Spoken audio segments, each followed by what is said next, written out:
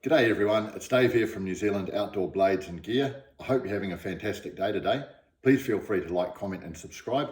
It does help out my channel a ton, but more importantly, I'm enjoying talking to people all over the world about my various hobbies, which include knives, hunting rifles, hunting in general, outdoor gear, etc. Today I'd like to do a video on one of my favourite knife companies in the whole world, and that is Fallkniven of Sweden. And here I have a Fallkniven A1 and I have a Fallkniven NL2 Odin Bowie knife. Now Fallkniven, from historical perspective, was established in Sweden decades ago, and they became famous because they developed a survival knife for the Swedish Air Force called the F1. And this isn't the F1, this is an A1. And they basically wanted just a functional, strong, practical survival knife. So when you look at a Fallkniven, they are very, very nice knives, but they're not particularly glamorous. They're made basically to use. And this is their A1. So this has got about a 5-inch blade. The blade width is about 5 mils, and it's got a rubberized handle with a nice handguard here. Ergonomics are really, really good.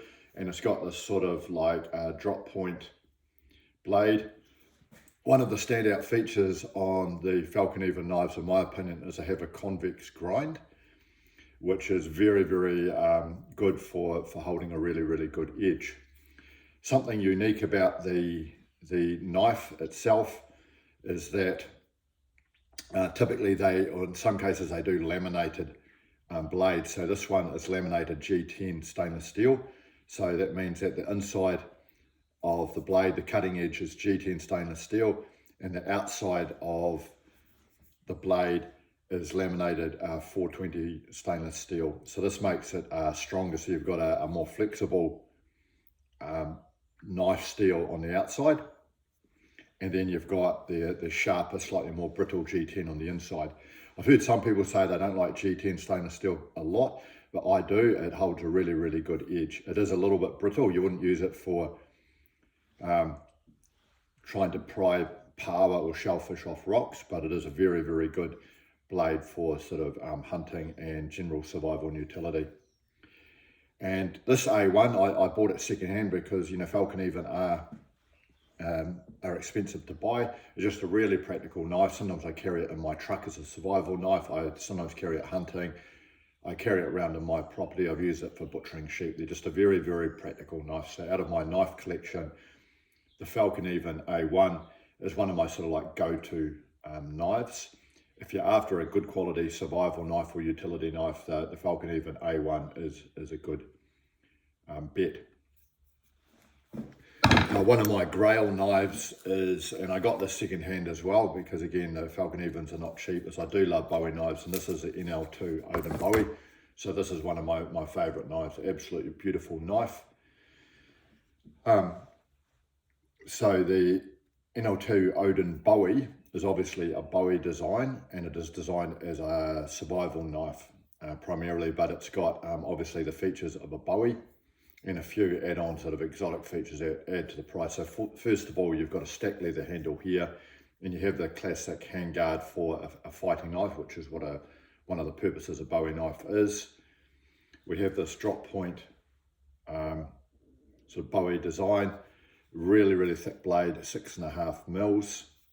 And again, it's laminated G10 steel. This is very, very sharp. The blade length is about 7.5 inches. So beautiful knife. Absolutely beautiful to use and own. I do use this for hunting. It's too heavy to take on sort of long range overnight hunts. For me, I typically will take it on a day hunt, and it just gives me some reassurance to have a big solid survival knife with me. Again, I bought it secondhand because these do cost quite a bit of money. One other point about Fallkniven I didn't add at the start, so it's a Swedish brand. They are actually, the knives are made in Japan. If you know your knives, Japan has got an excellent knife making history.